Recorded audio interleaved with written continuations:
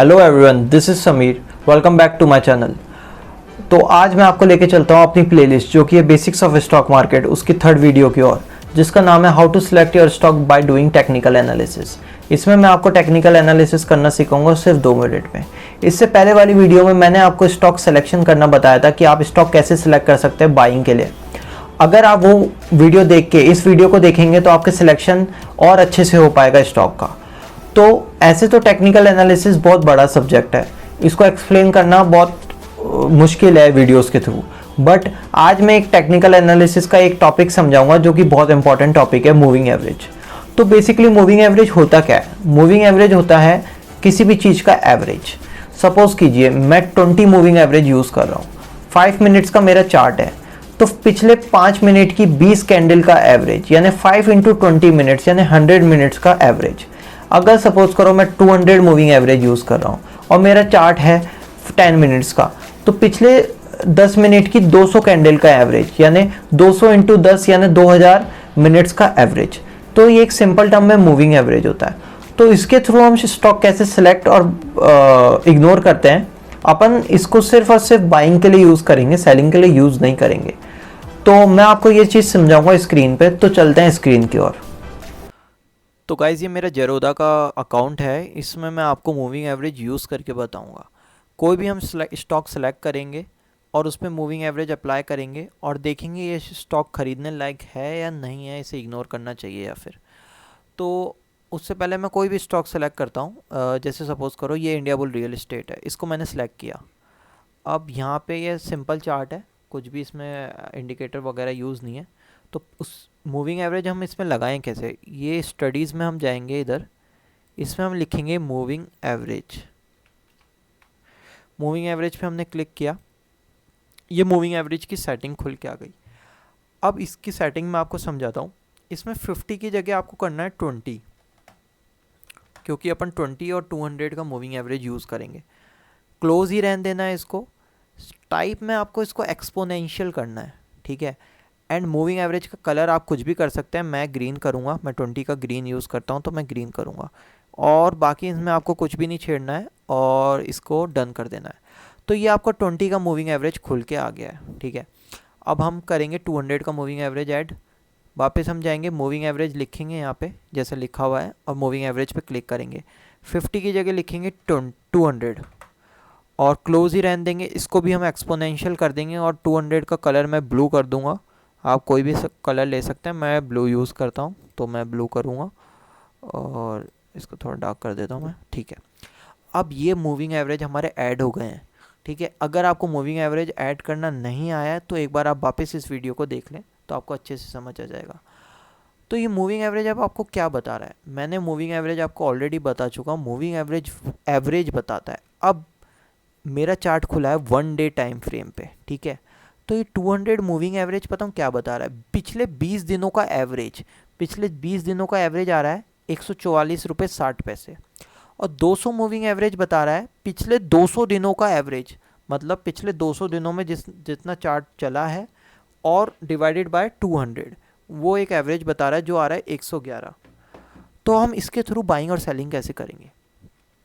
देखो, अगर आपको कोई शेयर बाइंग सेलिंग नहीं, सिर्फ बाइंग करनी है, तो अगर आपको कोई शेयर खरीदना है, ठीक है, तो सबसे पहले आप सबसे बड़े टाइम फ्रेम पे देखो जो होता है। अपन स्टार्ट करेंगे 1 डे से, 1 वीक और 1 मंथ को इग्नोर करना है। 1 डे पे स्टार्ट करेंगे। तो 1 डे पे हम देख रहे हैं ना, इसका चार्ट आ रहा है, इसकी कैंडल आ रही है 152 पे और इसका 200 moving average 200 moving average 20 moving average से नीचे है। अगर 200 मूविंग एवरेज 20 मूविंग एवरेज से नीचे है तो ये बुलिशनेस शो करता है। ये मैं अपनी पहले वीडियो में बता चुका हूँ, मेरे डेली एनालिसिस की वीडियो में मैं डेली बताता हूँ, ठीक है। तो ये बुलिश है, ये चार्ट बुलिश है। इंडिया बुल रियल इस्टेट जल्दी में इससे ऊपर जा सकता है। तो ये हम एक बाय साइड में सबसे पहली चीज़ हमें ये देखनी है कि 200 मूविंग एवरेज 20 मूविंग एवरेज से नीचे हो। 200 मूविंग एवरेज 20 मूविंग एवरेज से नीचे हो, ठीक है। अब हमें क्या करना है? छोटे टाइम फ्रेम पे देखना है। 1 डे से हम जाते हैं 1 आवर पे। 2 आवर्स 3 आवर्स को इग्नोर करना है, ये सिर्फ फॉरेक्स में यूज़ होते हैं, हमें यूज़ नहीं करना, ठीक है। 1 आवर में भी 20 मूविंग एवरेज 200 मूविंग एवरेज से ऊपर है, ठीक है, तो ये भी बुलिश है। फिर हमें क्या करना है, नीचे जाते हैं 15 मिनट्स टाइम फ्रेम पे। 15 मिनट्स टाइम फ्रेम पे भी 20 मूविंग एवरेज 200 मूविंग एवरेज से ऊपर है।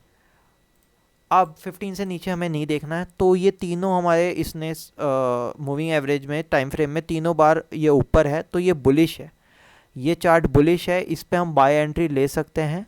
अब बाय एंट्री कब लेनी है?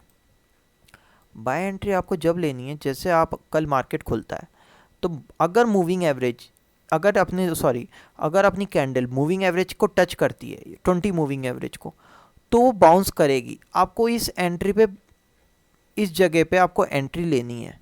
अब मैं आपको ये बताता हूँ बैक टेस्ट करके कैसे होता है ये। अब देखो 1 डे टाइम फ्रेम पे मैं जा रहा हूँ। आप देखें कितनी बार चार्ट यहाँ आया है, देखो यहाँ से यहाँ आया 20 मूविंग एवरेज पे, फिर उछल गया, फिर आया घूमा, यहाँ टच किया, फिर उछल गया। जब तक 20 मूविंग एवरेज की लाइन है ना, ये इसे प्रोटेक्ट करके रखती है। पहला प्रोटेक्शन होता है 20 मूविंग एवरेज, फिर दूसरा प्रोटेक्शन होता है 200 मूविंग एवरेज। तो देखो अगर यहाँ इस जगह अब मैं देखूंगा तो यहाँ पे देखो 20 मूविंग एवरेज को टूट के 200 मूविंग एवरेज पे गई और यहाँ पे इन्हें सपोर्ट लेके ऊपर चले गई। तो ये लाइंस प्रोटेक्ट करती हैं। अगर आप शेयर इनसे ऊपर लेते हो तो आपके चांसेस ये हैं कि अगर आपका शेयर गिरा भी तो इन लाइंस पे आके प्रोटेक्ट हो जाएगा। तो इसलिए इन लाइंस पे मैं आपको कह रहा हूँ कि बाय और सेल और बाय करना है आपको, ठीक है। अब जैसे कल मार्केट खुलता है, मैं 15 मिनट्स का टाइम फ्रेम लगा रहा हूँ, ये 152 चल रहा है। अगर आपका मूविंग एवरेज उठ के यहाँ आ जाता है 151 पे, तो आपको इस शेयर को 151 पे बाय करना है, ठीक है। ये 151 पे थोड़े दिन यहाँ घूमेगा और ऊपर चल जाएगा। इसने अपना हाई बनाया है 161 का। आपका पहला टारगेट 161 रखना है। 161 अचीव हो रहा है, पोजिशनल ट्रेडिंग करनी है। ऐसे सिनेरियो में 161 अचीव हो रहा है, आपको निकलना है, ठीक है।